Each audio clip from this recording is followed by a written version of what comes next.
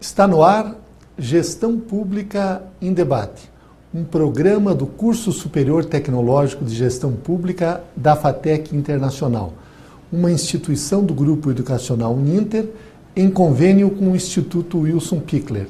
Este programa, ele complementa a formação dos nossos alunos de gestão pública nas modalidades presencial e à distância.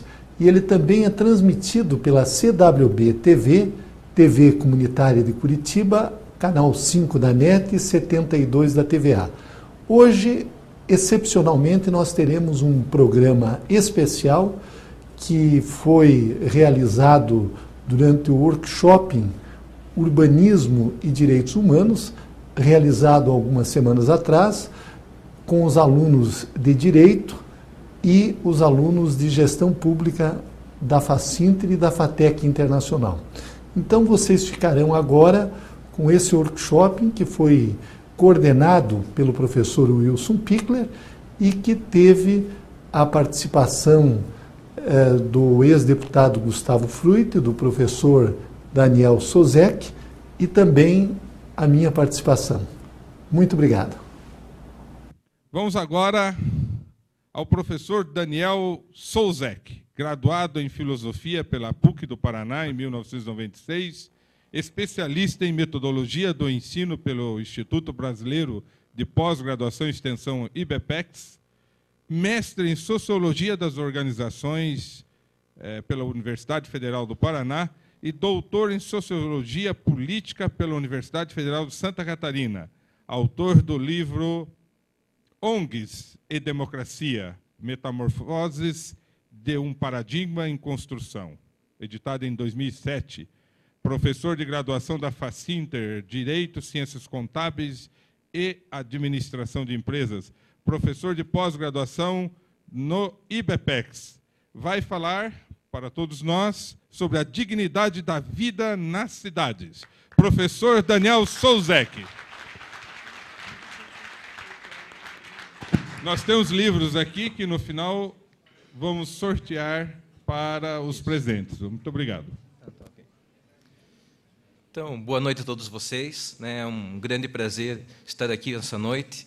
Agradeço o generoso convite dos ilustres colegas de participar hoje aqui dessa nossa fala, dessa discussão. Quero parabenizar também a presença de todos vocês aqui, que estão tentando pensar alguma coisa, tentando compreender algumas coisas a respeito da cidade. Isso é muito fundamental para que a gente possa exercer exatamente essa questão da cidadania, muito bem abordada pelo nosso colega Jorge.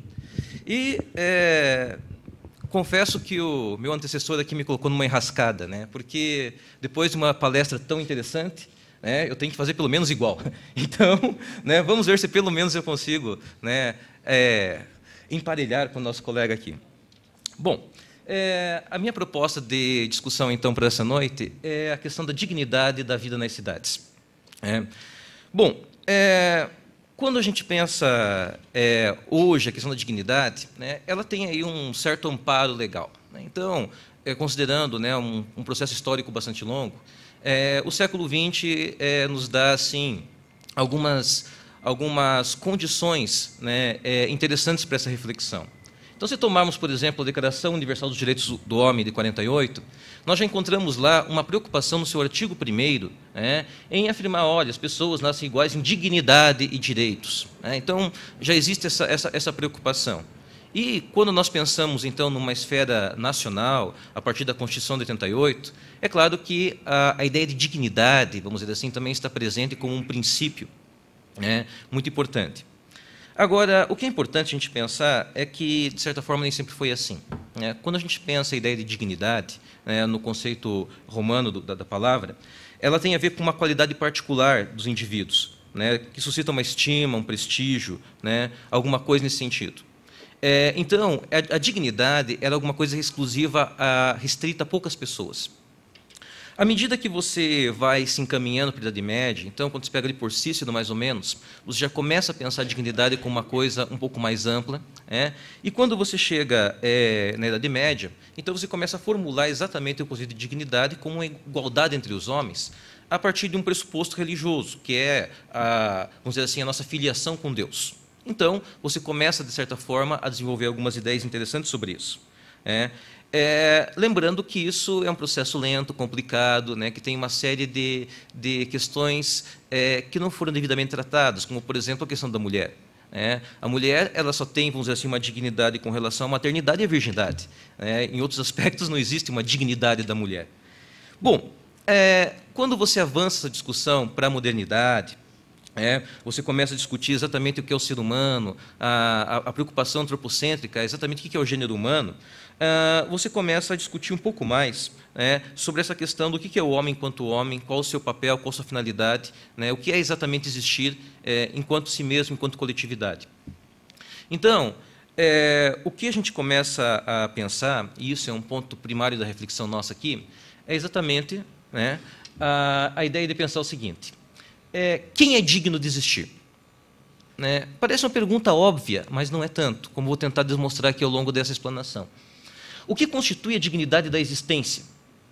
Então, o que faz com que a nossa vida hoje aqui seja ou não uma vida digna? Então, é claro que várias respostas, na verdade, elas foram sendo formuladas historicamente. Então, se você pega, por exemplo, um filósofo como Kant, já no século XVIII, ele propõe o seguinte: o homem existe como um fim em si mesmo, não só como meio para qualquer uso desta ou daquela vontade.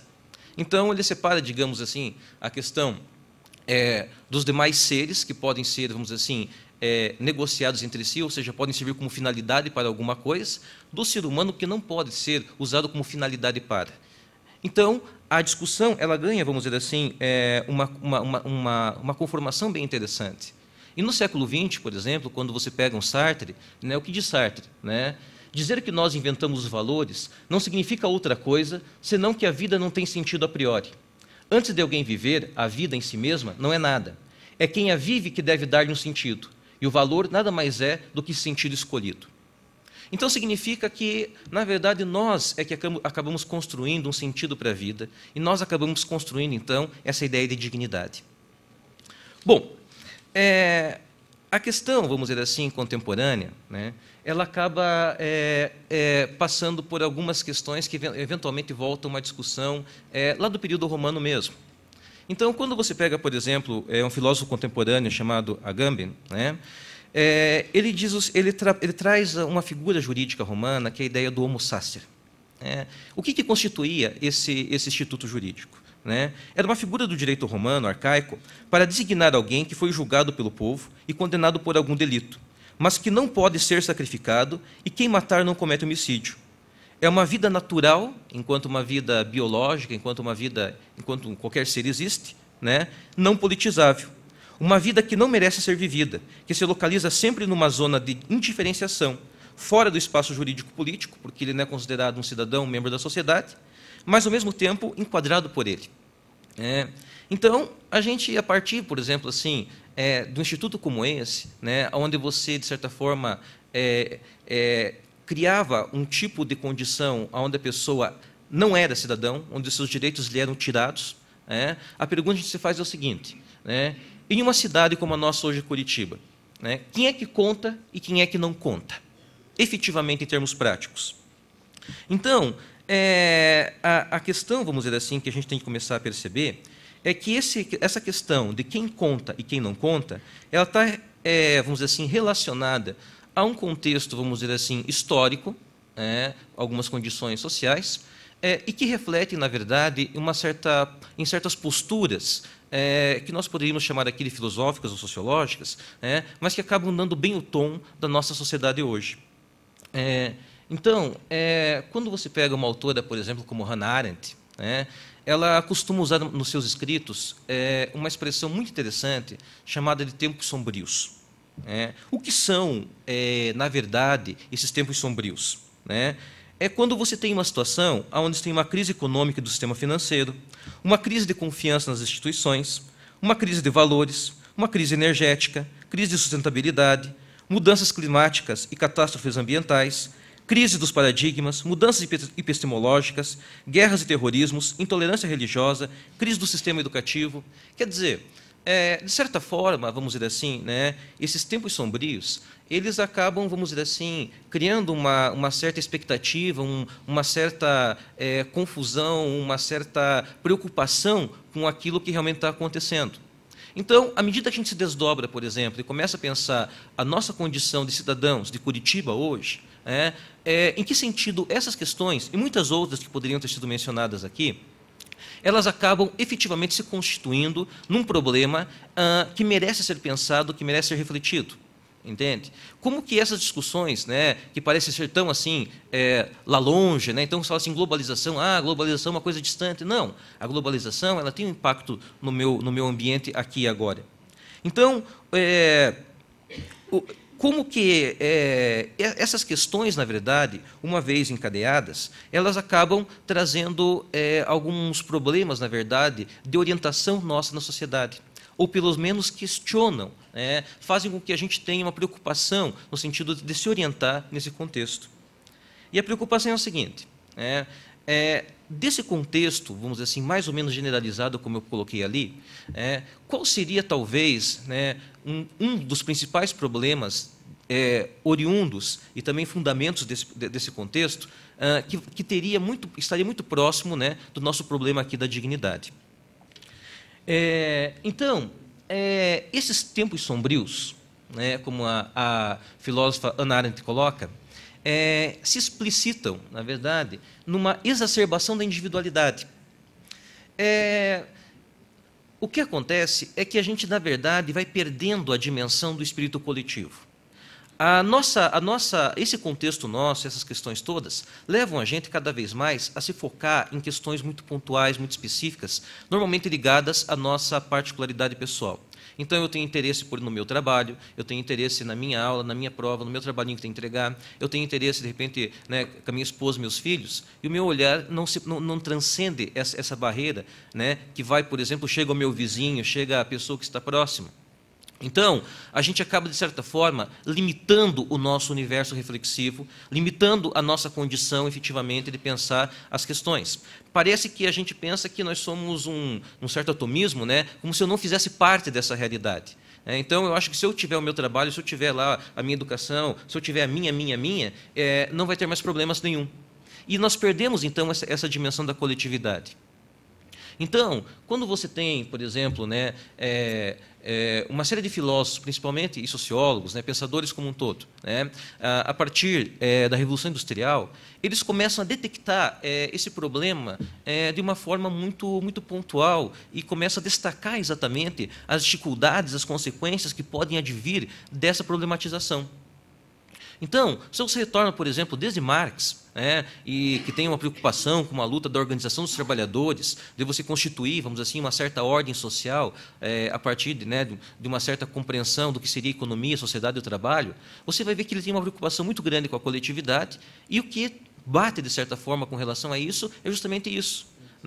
A grande preocupação dele é proletários de todo mundo univos. E o que emperra, o que incapacita, vamos dizer assim, de você ter essa unidade? Aí, a discussão também ela passa por vieses, por exemplo, de ideologias totalmente contrárias. Quando você pega um Durkheim, por exemplo, ele está preocupado com uma coisa chamada solidariedade social.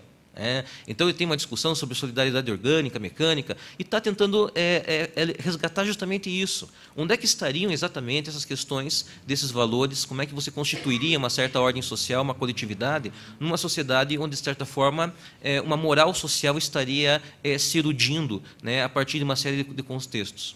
E por aí vai. Quando se pega Habermas, por exemplo, as críticas que ele faz com relação a um certo desencanto com relação à esfera pública, a mudança estrutural da esfera pública, é o título do livro, ainda nos anos 60, e depois, quando você retoma toda a reflexão que ele propõe sobre a questão da racionalidade, sobre uma teoria do agir comunicativo e as limitações desse agir comunicativo frente às problemáticas que nós temos hoje, então, essa discussão ela vai ganhando um corpo e um significado cada vez mais amplo. Você pode chamar, por exemplo, Taylor, que discute também o problema dessa individualidade, ou mesmo Sennett, quando tem aquele livro, O Declínio do Homem Público, onde ele vai apresentando, na verdade, essas características de como que essa conformação histórica, ligado a, vamos dizer assim, vão criando um certo contexto que vão gerando essa individualização e vão nos afastando cada vez mais de um ideal de coletividade. Então, parece que aquele ideal grego-romano de uma participação na vida pública, de você vivenciar a cidade, de você participar, vamos dizer assim, efetivamente dos processos sociais, ele acaba tendo, vamos dizer assim, um certo declínio, uma certa rarefação. E a grande discussão, o grande problema que você coloca, então, quando você pega, por exemplo, Bauman ou alguns outros autores contemporâneos, é justamente com relação a essa liquefação da condição social, das ambivalências que você cria por conta desse processo. Bom, então, o que nos leva, vamos dizer assim, a todas essas questões é pensar o seguinte, próximo ali. Em que sentido esse processo de individualização, em que sentido, vamos dizer assim, esse contexto que nós estamos aqui, de certa forma, tendo que enfrentar hoje, ele cria uma coisa que vai chamar aqui de vulnerabilidade. Bom, então, a questão é o seguinte: o que torna os indivíduos, grupos, ou mesmo países vulneráveis? Segundo a definição das diretrizes éticas internacionais da pesquisa, pessoas vulneráveis são pessoas relativa ou absolutamente incapazes de proteger seus próprios interesses. De modo mais formal, podem ter inteligência, educação, recursos e forças insuficientes ou outros atributos necessários à proteção dos seus interesses. Onde é que está o problema aqui? Que ao mesmo tempo que você se fixa tanto no teu interesse particular, na tua visão pequena de mundo, automaticamente você vai acabando sendo cada vez mais vulnerável. Porque, de certa forma, você perde essa dimensão da coletividade. Então, veja que coisa estranha. Ao mesmo tempo que você quer cada vez mais alguma coisa para você, mais você se afasta desse ideal de conquistar. Então, essa contradição, esse problema que vai vulnerabilizando, vamos dizer assim, a sociedade, acaba sendo um elemento de reflexão bastante interessante, que merece a pena a gente começar a pensar cada vez mais. Quer dizer, como que o nosso comportamento acaba nos vulnerando em relação às questões sociais como um todo. Bom, próximo ali. Esses tempos sombrios, então, eles acabam gerando alguns tipos de resposta, que eu colocaria, vamos dizer assim, como ou pseudo-respostas, ou pelo menos alguma coisa que valeria investir muito em cima ainda, já que não consegue efetivamente dar conta da realidade. Então, existe, na verdade, a partir, vamos dizer assim, do século XX, segundo uma leitura heideggeriana, a questão da ciência se tornar, de certa forma, autônoma e ela, de certa forma, se pretender a determinar o que é a realidade. Então, eu coloquei ali, por exemplo, a ciência e política como técnicas. Como assim, como técnicas? Então, quando você pega a política, nós temos, na verdade, toda uma construção em termos, vamos dizer assim, formais, representativos e de discussão teórica, de você tratar a questão, que é o foco do nosso problema aqui, da dignidade da vida na cidade. Então, nós temos aí o Ministério das Cidades, o Estatuto das Cidades, que agora completa aí 11 anos, temos aí o conceito de direito ao mínimo existencial, que o pessoal que é da área do direito deve ter já pensado alguma coisa, ou necessariamente vai pensar sobre isso. Então, o que acontece? Se você pega do ponto de vista, vamos dizer assim, político-jurídico, existe toda, vamos dizer assim, uma arquitetura institucional e racional para você tentar pensar essas questões. Só que daí, qual que é o problema que eu queria começar a levantar? Até que ponto, na verdade, existe uma participação efetiva da sociedade, e quando eu digo sociedade, eu digo nós aqui presentes, no conhecimento e na participação efetiva dessas condições. Se somos todos cidadãos, em que sentido, onde que está ocorrendo ou não a nossa participação e por que sim e por que não? Também essa discussão com relação, por exemplo, essa técnica que ela tenta, vamos dizer assim, apresentar uma resposta, mas ela esbarra no limite, vamos dizer assim, da efetividade, pode ser dada, por exemplo, também numa esfera mais administrativa. Então, por exemplo, enquanto eu estava fazendo uma reflexão sobre essa discussão de como que você pensa vulnerabilidade, etc., sociedade, vida, cidade, eu me deparei com um conceito chamado índice de vulnerabilidade social. Então, havia um trabalho onde você constrói. Veja que a fórmula é bem simples, né? Então, você pega a renda para medir a condição socioeconômica, escolaridade para medir o nível de conhecimento, ciclo de vida familiar para medir a condição de vida. Então, assim, você supõe esses setores censitários, que é o X, tem uma distribuição de Poisson, com parâmetro ali lambda, né? Logo, cada município terá uma distribuição de Poisson com parâmetro somatória de não sei o que lá com lambda, aí você vai lá, tem uma implicação, aí tem, ou seja, o X ali implica numa negação do Poisson em lambda, e a somatória ali, você pega e multiplica e faz ali, tem um resultado. Né? Muito simples, né? Muito técnico, né? Claro, vocês todos entenderam, né? Então, vejam, né? Como que nós, né, conseguimos deduzir, né, a vulnerabilidade de uma fórmula matemática? Né? Então, assim, eu acho assim, que você consegue construir toda uma reflexão que não deixa de ser interessante, que não deixa de ser, vamos dizer assim, uma possibilidade, mas que você começa a perguntar assim, tá, e aonde exatamente vai chegar isso? Como é que você coloca, por exemplo, nessas questões, os elementos de dados subjetivos, né, ou aqueles elementos não quantificáveis do processo? Onde é que você enquadra essa discussão?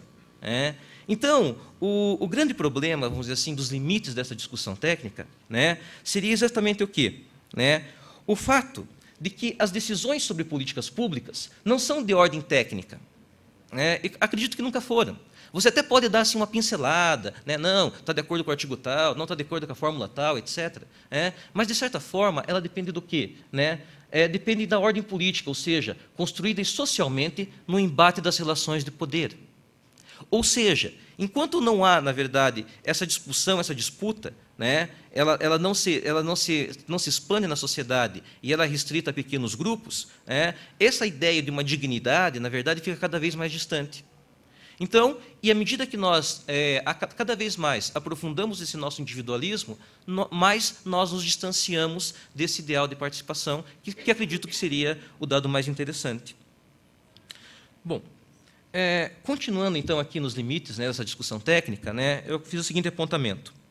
Um pressuposto analítico sobre o problema da vulnerabilidade social, que fere a dignidade da vida humana nas cidades, reside no fato que, desde a Revolução Industrial, o problema das cidades deixou de ser a falta de recursos e passou a ser o excesso de recursos produzidos e seus problemas de distribuição.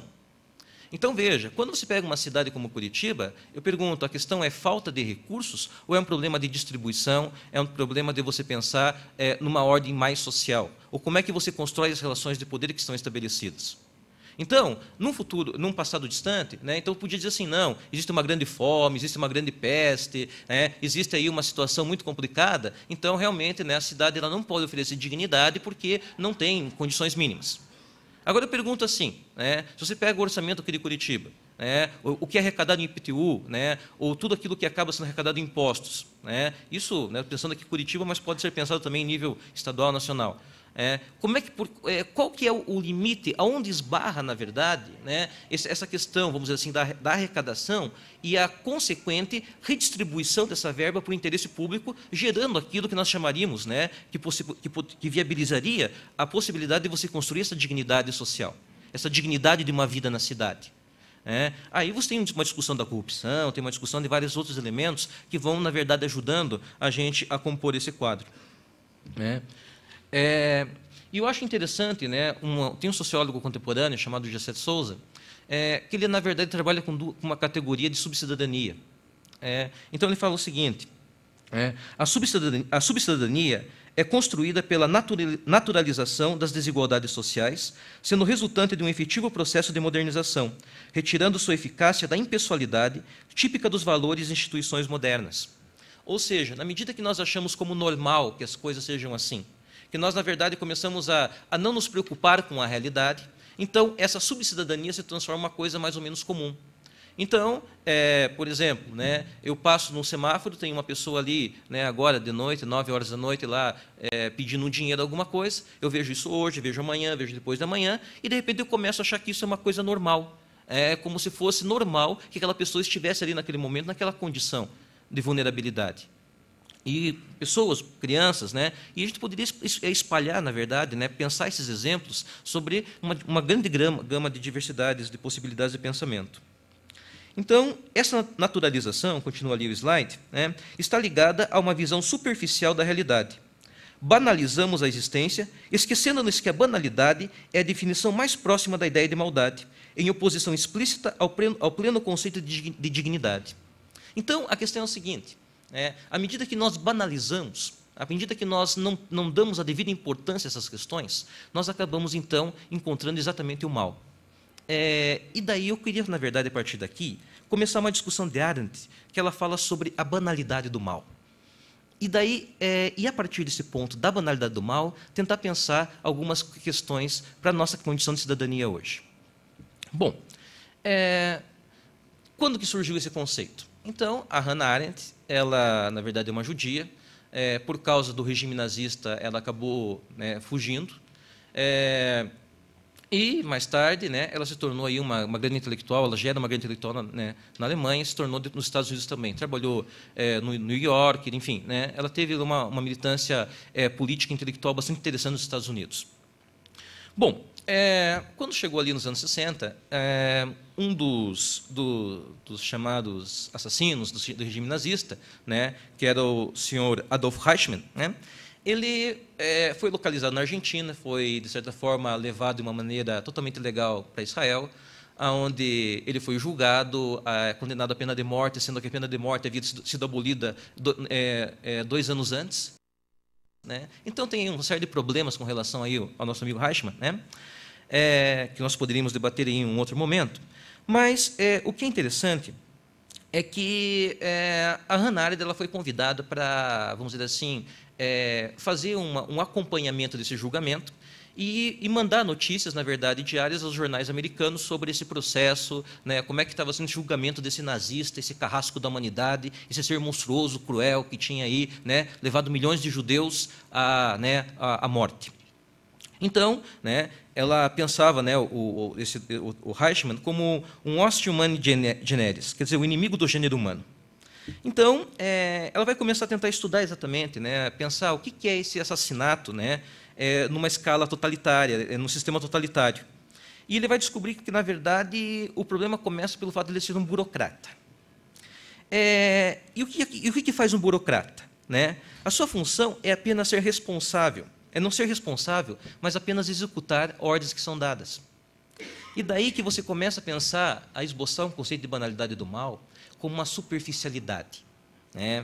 E daí a coisa ela começa a ganhar um sentido bem interessante. Próximo. Quando ela começa, na verdade, a ler os relatórios dos interrogatórios e mesmo participar dos interrogatórios, ela começa a perceber que ele não é um monstro, que ele não é lá um ser do mal, assim, no sentido diabólico do conceito. Ele, na verdade, ele é um homem comum. Ele vamos dizer assim, o Eichmann, ele era um bom pai de família, ele era um bom irmão, ele era um bom filho. Ele era uma pessoa tão bom quanto eu e vocês aqui nessa sala. Uma pessoa, vamos dizer assim, muito agradável de se conviver, por sinal. O problema é que o mais assustador, que daí a Arendt começa a questionar, é que ele era tão comum como muitos outros, como nós aqui. O problema de Eichmann era exatamente que muitos eram como ele, e muitos não eram nem pervertidos, nem sádicos, nem eram e ainda são terrível e assustadoramente normais. Então, ela começa a tentar pensar o seguinte: como que esse cara assim que é tão normal, que tem aí família, amigos, etc., ele pode, na verdade, ter sido o responsável por matar milhares de pessoas? Então, ela coloca a Arendt, atos maus cometidos em proporções gigantescas, atos cuja raiz não iremos encontrar em uma especial maldade patológica ou convicção ideológica do agente. Sua perversidade destacava-se unicamente por uma extraordinária superficialidade. Então, o que transformava o Eichmann num cara mau era justamente o fato de ele ser superficial. Próximo ali. E daí, fazendo algumas extrapolações reflexivas com relação a essa questão do Eichmann, você vai ter uma discussão no seguinte sentido. Quanto à superfluidade, vamos dizer assim, a Hannah Arendt vai discutir um pouquinho alguns conceitos nesse sentido. Quanto à superfluidade da vida humana, Arendt afirma que isso tem sido um fenômeno decorrente do sentido extremamente utilitário das cidades de massa. Grandes massas de pessoas constantemente se tornam supérfluas se continuamos a pensar em nosso mundo em termos utilitários. Quer dizer, quando a gente só quer saber da utilidade das coisas, a gente acaba, na verdade, caindo nesse caminho. Os acontecimentos políticos, sociais e econômicos de toda parte conspiram silenciosamente com os instrumentos totalitários para tornar os homens supérfluos. Então, próximo lá, o que, na verdade, vai levar a gente a uma reflexão é pensar o seguinte, né? O que difere, em termos de causas e consequências, a situação vivida pelos judeus nos guetos e a situação de milhares de pessoas sistematicamente alocadas nos guetos sociais das grandes cidades hoje? Porque, na verdade, se você pega, por exemplo, algumas comunidades pobres, aquilo é um gueto. Em que sentido contribuímos para a negação da condição da dignidade da vida nessa cidade de Curitiba? Somos hoje a expressão daquilo que Arendt chamou de banalidade do mal? Quer dizer, qual é o nosso papel aqui? Próximo ali. O mal se torna banal porque os seus agentes, muitas vezes nós, são superficiais e suas vítimas são consideradas, tratadas como supérfluas. Quanto mais superficial alguém for, mais provável que ele ceda ao mal. Então, o grande problema é a gente pensar o seguinte, para já ir meio que finalizando aqui o raciocínio. O que significa cumprir exatamente a nossa função na sociedade? Então, a pergunta é assim, eu como professor, o Pickler como um administrador, também como um político de carreira, os colegas Frutti, o Bernardi, todos nós aqui que temos um trabalho, uma profissão, que, na verdade, estamos num sistema burocrático e seguimos ordens. Todos nós aqui temos um chefe, temos alguém que diz assim, faça isso, faça aquilo, etc. O que fazemos no nosso pós-trabalho? O que e por que mantemos determinadas práticas sociais? O que fazemos para mudar? Seguimos as leis de mercado, cumprindo a legislação de modo asséptico e neutro, sem pensar no ser humano que está diante de nós e em nossas mãos? Quando efetivamente reconhecemos os outros como iguais a nós? Então, existe assim uma grande possibilidade da gente, à medida que a gente começa a subir em certos parâmetros da sociedade, como gerentes, administradores, qualquer função, de você, de certa forma, às vezes, perder essa dimensão humana. Então, a gente começa a olhar os nossos subordinados, as pessoas que estão, por exemplo, no meu caso, os alunos, na verdade, com uma dimensão assim, bastante complicada. Então, como é que eu posso fazer para resgatar ou para não perder essa dimensão dessa humanidade que existe em todos nós, independente da questão econômica, de uma diferença, vamos dizer assim, cultural em termos educação formal ou qualquer outra que a gente possa aventar. Então, o desconhecimento do sentido das ações que realizamos é capaz de gerar literalmente qualquer coisa. E a banalidade do mal vem do vazio do pensamento. A promoção da dignidade da vida na cidade está relacionada diretamente à nossa capacidade de reflexão crítica sobre os problemas sociais, bem como nossa capacidade de participação e mobilização social no que diz respeito às demandas públicas. Então, a ideia, na verdade, é sempre a gente pensar o seguinte, pode passar mais um ali. A ideia é a gente pensar o seguinte, o que garante, vamos dizer assim, a dignidade na cidade, o que assegura a dignidade na cidade, é justamente a nossa participação, a nossa reflexão, quando nós refletimos, na verdade, a nossa dinâmica onde nós estamos, o nosso trabalho, a nossa escola, e nós transcendemos essa questão, saímos dessa questão individual, onde nós nos limitamos, para uma questão coletiva. E, nesse sentido, eu queria deixar, na verdade, 3 frases que podem ajudar a gente a pensar alguma coisa. As 2 primeiras de Platão. A primeira, a vida é refletida, não vale a pena ser vivida. Então, eu acho que a gente quer pensar em dignidade, a gente tem que pensar nessa reflexão sobre a existência. A segunda, retirada da República de Platão. Os males não cessarão para os humanos antes que a raça dos puros e autênticos filósofos chegue ao poder, ou antes que os chefes das cidades, por alguma divina graça, ponham-se a filosofar verdadeiramente. E quando você pensa aqui, dos chefes das cidades, não é apenas a questão política partidária. São todas as pessoas que participam efetivamente do poder nas mais diversas esferas. Ou, nesse caso, todos nós. E uma última frase, na verdade, do Guimarães Rosa. O real da vida se dá, nem no princípio e nem no final. Ele se dispõe para a gente, é no meio da travessia. Então, com isso, eu gostaria de deixar essa reflexão para a gente pensar exatamente o que é essa dignidade da cidade e qual o nosso papel de produzir, de criar e de buscar cada vez mais essa concretude dessa dignidade, que já existe legalmente, já existe, na verdade, em várias instâncias, mas que falta muito para chegar no nosso cotidiano. Muito obrigado.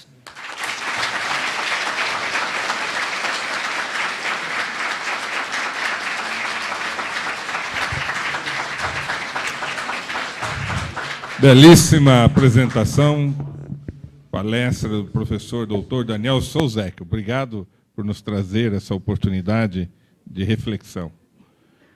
Educar é fazer sonhar, é acreditar no valor das pessoas, ampliando seus horizontes. Educar é realizar. Com a missão de criar oportunidades que transformam a vida de quem precisa, o Instituto Wilson Pickler de Responsabilidade Social faz a diferença para muitas pessoas. Oferece cursos de graduação e pós-graduação à distância, em parceria com o Grupo Uninter, e cursos livres de capacitação. Além disso, possui projetos de geração de renda para comunidades carentes. Instituto Wilson Pickler de Responsabilidade Social, acreditando no valor das pessoas através da educação.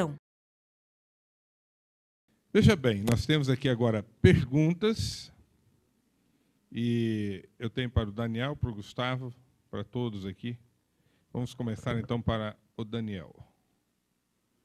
Daniel Souzek, você entende que as instituições religiosas, ou mesmo a religião e os partidos políticos, estão, de alguma forma, contribuindo para ajudar na reflexão acerca da vulnerabilidade que foi objeto de sua exposição? Vamos fazer as 3 perguntas, então.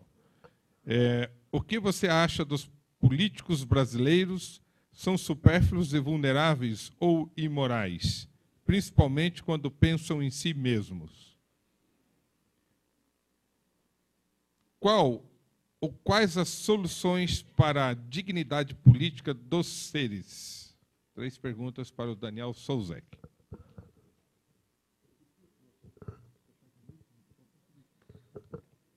Bom, pessoal, primeiro eu queria agradecer pelas questões. Elas são assim muito importantes e interessantes, para a gente possa pegar e começar a pensar algumas coisas. Com relação aqui à segunda questão, os políticos em si mesmo, eu gostaria de lembrar as ponderações postas pelo Gustavo Frutti, à medida em que ele foi colocando, vamos dizer assim, o problema da percepção das pessoas sobre isso. Então, o que assim, até te comentava, né, há um pouco tempo atrás aqui, agora há pouco, é justamente o fato de que, às vezes, a gente não tem um envolvimento, a gente não tem um acompanhamento, nós não temos uma preocupação mais sistemática com relação, né, por exemplo, à participação política, e nós nos movemos por um certo senso comum de dizer assim, ninguém presta. Então, assim, e o que eu tentei explanar na minha colocação é justamente o problema dessa superficialidade, de uma certa banalização, de uma certa, vamos dizer assim, falta de uma reflexão consistente.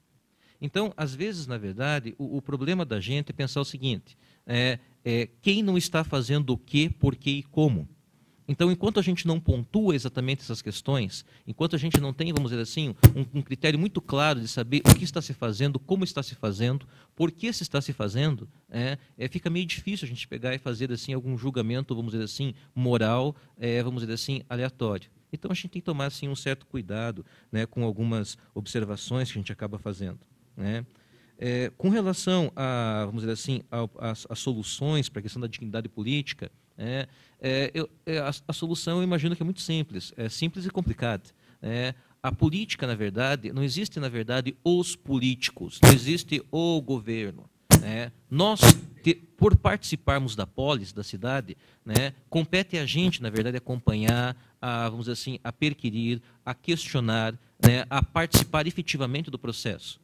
Então, se nós queremos, na verdade, se nós temos assim essa intuição, de que a política, na verdade, a política partidária, é alguma coisa que não presta ou que estaria longe da dignidade, a questão é qual a nossa participação para que a gente consiga efetivamente dar conta disso.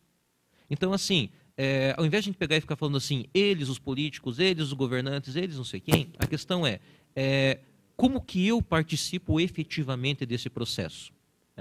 Então, essa ideia, na verdade, de a gente trazer para a gente a responsabilidade, de a gente começar a considerar e a questionar o nosso papel nessa existência na cidade, isso é um primeiro ponto fundamental e importante para começar a compreender, vamos dizer assim, essas dinâmicas da sociedade. Com relação à questão da religião, da política, como uma vulnerabilidade, veja, eu não acredito que não. Porque, assim, apesar de algumas pessoas entenderem a religião como alguma coisa dogmática, e para algumas pessoas realmente é, ou então entender a política partidária como alguma coisa, um fanatismo, e para algumas pessoas realmente é, eu acredito que essas diversas possibilidades de manifestação é que promovem justamente a diversidade, mesmo que de repente você não concorde, mas é importante a discordância, para que as coisas efetivamente se localizem na realidade. Eu não posso, por exemplo, desconsiderar o papel, por exemplo, da religião muçulmana para essas discussões que estão acontecendo hoje, por exemplo, no Egito. Então, como é que eu posso pensar, por exemplo, toda essa mudança de mentalidade no mundo árabe sem desconsiderar o papel da religião nesse processo? Será que simplesmente não se considerou nenhum aspecto nessa questão? Ou então, se nós retomarmos, por exemplo, aqui na própria experiência do Brasil, a questão de uma teologia da libertação, a questão no coisa ditatorial, como que, vamos dizer assim, as instituições religiosas, seja a Igreja Católica ou outras agremiações religiosas, contribuíram para que você pudesse permitir uma discussão mais sistemática disso. Então, eu acredito que, claro que, vamos dizer assim, a gente não pode ser assim ingênuo, e a gente acompanhar aquele raciocínio de Shakespeare, que fala que quando nós dormimos, todos nós somos vulneráveis. A questão básica é a gente tentar, a partir da medida do possível, suplantar essa vulnerabilidade por uma reflexão mais crítica sobre a realidade. E o convite justamente da minha fala, em específica, era justamente essa questão da reflexão como um aporte para você pensar melhor a sociedade e buscar essa vida digna, não obstante as vulnerabilidades da nossa existência. Muito bem, professor Daniel. Eu estou aqui preparando o sorteio, porque o Jorge falou assim, não, cada um grita um número na plateia. E se o camarada lembrar do número que ele assinou, aí o sorteio não é válido. Então, para ter validade científica,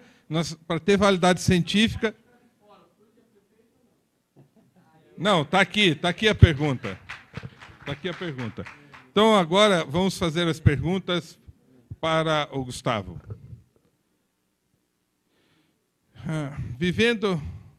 Vivendo em Curitiba há 40 anos, sinto-me num castelo medieval, onde o castelo é Curitiba e os arredores a região metropolitana. A sequência de engenheiros que administraram foram responsáveis pelo descaso com o povo, com a dignidade e a cidadania. Vamos fazer 3. Tá? Que medidas o senhor acha mais relevante a serem tomadas, já que tantas pesquisas mostraram descrédito às políticas públicas e aos políticos? O senhor está candidato a prefeito de Curitiba pelo PDT? Não, está escrito aqui. A gente tem que preservar a credibilidade. Não pode acrescentar nada. Gustavo Frutti, como Curitiba deve ser administrada através do trabalhismo? Vamos lá, é hoje. Mas olha só, assim, muito objetivo e com muita tranquilidade. Primeiro, agradeço a pergunta e nunca escondi. Eu quero ser prefeito de Curitiba. Sou candidato, sim, a prefeito da capital. Agora,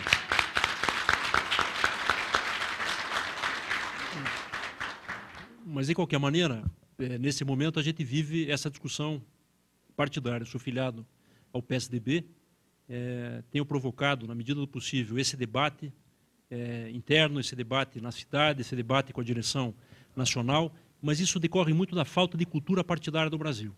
Imagine se nos Estados Unidos o Partido Republicano vai discutir o apoio ao Obama, porque Obama está bem na pesquisa o ano que vem. Um dos fatores dos partidos é gerar líderes, é gerar ideias, é criar pessoas que tenham a capacidade de liderança. E é por isso que cada vez mais a renovação na política brasileira é muito difícil. No Paraná, e aqui respeitando a posição de vocês e dos dois, mas em 20 anos o Paraná só teve 2 governadores, Requião e Lerner. A nível nacional, e também com todo o respeito, a Dilma e o Serra são de uma geração anterior ao Lula. Há um vazio de lideranças no país e no Estado. Tentem pensar em 5 nomes nacionais, os 5 nomes estaduais, e não necessariamente de mudança de geração, mas pessoas que possam representar mudança de comportamento na vida pública. É muito difícil. E o risco é a gente perder muito tempo e gastar uma imensa energia nesse debate interno e nesse debate que acaba sendo autodestrutivo. Então, eu estou procurando evitar essa discussão em público, porque é muito especulativa. Se tiver um fato objetivo, vamos a ele.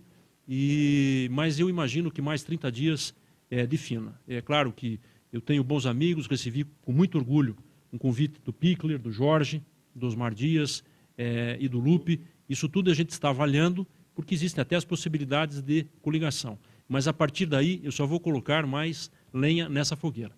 Então, entendam e me permitam este silêncio com relação ao tema. Com relação à questão metropolitana, é a cidade sem fronteiras. Está descolando. Interessante isso. Isso acaba refletindo também na gestão. O resultado eleitoral dos municípios da região metropolitana com o resultado da capital. É porque está havendo um sentimento de que a região acaba sendo segregada. E há um sentimento de que a capital acaba concentrando os melhores itens de qualidade de vida e transfere os seus problemas para a região.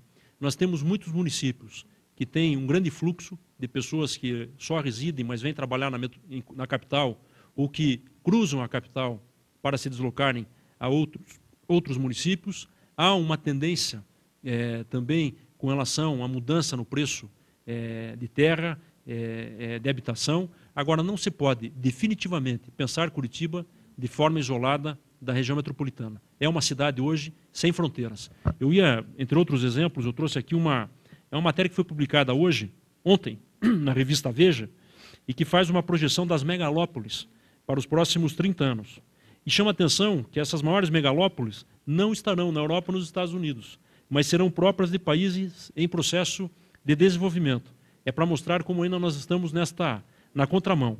E uma das citações feitas é uma região na China, no delta do rio Pérola, enfim, não localizo o dado aqui, mas está na revista Veja, em que eles pretendem agregar uma região com 45 milhões de habitantes. Porque não é possível pensar no transporte sem pensar na inclusão metropolitana. Não é possível pensar na questão dos resíduos sólidos, está aí a discussão do aterro sanitário, sem pensar na integração. Não é possível pensar em termos de abastecimento de água, e aqui eu cito Tamandaré e principalmente Piraquara, pensar em questão de saneamento, em questão ambiental, de forma isolada com os municípios da região metropolitana. E com relação às medidas, não tem solução. Tem essa ideia, até a Hannah Arendt, ela fala bastante disso, da autoridade. E na hora que o mundo público perde esta autoridade, não há formalismo que recupere. É a melhor forma de contestar ou destruir a hierarquia, ao lado da ironia. E, de alguma maneira, o mundo político vem perdendo a autoridade no Brasil. Autoridade não no sentido formal, autoridade da credibilidade, autoridade do respeito. Isso não se constrói da noite para o dia. Esse é um processo de evolução. E é bom que a sociedade esteja cada vez mais acompanhando, cada vez mais transparência. Como disse o Daniel, sem ilusão. Não se trata também de generalizar. E que ninguém se iluda. A política não é um espaço de escoteiros, de freiras e só de pessoas bem intencionadas. O que tem de pior está na política brasileira. Os interesses piores do país estão cada vez mais na política. Por quê? É poder. Essa é uma atividade brutalizada. Mas eu dou um testemunho de quem ficou no Congresso Nacional. Cada vez mais as melhores pessoas do Brasil estão fazendo política também. E nós temos que incentivar essas pessoas a participarem. Porque, infelizmente, o que eu testemunho hoje é que tem muita gente qualificada, preparada, que se assusta e, se tiver oportunidade, vai cumprir com outra atividade na sua vida. Então, é um espaço de contradição. Agora, tenho certeza que isso não se faz sem um permanente combate, um permanente embate e clareza de posição. Mais uma aqui. Chegou mais uma pergunta que me pareceu ser assim algo que vai mexer um pouco aí com o pensamento. O senhor não acha que a política representativa tem que ser repensada principalmente para as cidades menores, onde as câmaras municipais são um ônus muito grande no orçamento municipal? Duas observações. A primeira, tomo cuidado para não generalizar. O Poder Legislativo está em processo de questionamento. Então, diariamente nós vemos denúncias, críticas, e às vezes tem questões que ficam no limite do nosso julgamento moral do que é certo ou errado. O que é ilegal é objetivo. Agora, o que é certo ou errado, o que é moral e imoral na vida pública, é o que o Brasil tem que definir e está construindo. A cada eleição, a cada crise, e às vezes é preciso ir para o fundo do poço para tentar ressurgir algo bom. É o que acontece, de alguma maneira, na Assembleia, aconteceu na Câmara e no Senado. Mas, hoje, cada vez mais, a democracia é direta. Eu destaquei a participação cada vez mais direta da população na gestão pública. Nos Estados Unidos, nós vimos esse fenômeno nas duas últimas eleições através da internet. Lá até eles fizeram uma pergunta que cabe como comparação. a internet que despertou essa cultura de participação, ou há na população americana uma cultura de participação que foi potencializada através da nova tecnologia. É algo que nós temos que procurar entender aqui. Será que só a internet vai fazer com que a população participe? Mas a democracia está sendo cada vez mais direta também no país. E com relação às câmaras, o Congresso, a duras penas, isso gerou um desgaste imenso e um debate com o Supremo Tribunal Federal e com a Associação das Câmaras Municipais, estabeleceu, né, Jorge, limites orçamentários para as câmaras e limite de vereadores de acordo com a população. Talvez essa eleição de 2012 seja a primeira em que esses índices estarão avaliados. Então, quando se pensa em valor absoluto, em muitos lugares é um valor expressivo. Daí fica a pergunta, mas puxa, é a mesma coisa quando a gente discute financiamento público. Esse dinheiro não seria melhor aplicado se fosse para uma unidade de saúde, se fosse para uma escola, se fosse para uma creche? É porque nós estamos perdendo esta autoridade. Mas, cada vez mais, se estabeleceu um percentual. Então, quem está no mandato, quem quiser se candidatar, saiba que também nós vamos estabelecer a restrição. Um detalhe, Gustavo, eu me lembro que nós estávamos lá debatendo esse assunto como deputado. Ajudei a aprovar essa lei. Inclusive, fui criticado pela imprensa, mas mantive a minha posição. Por quê? A lei estabelecia os limites máximos, e não mínimos, e nem efetivos. Quer dizer, as câmaras podem ir até aquele número. Agora, se os parlamentares municipais decidirem ter uma câmara menor, porque o município não tem necessidade de tantos vereadores, ótimo. Então, a polêmica é que eles achavam que aqueles números eram os números a serem seguidos. E sim, remetia a um debate no parlamento municipal, não é isso? Muito bem.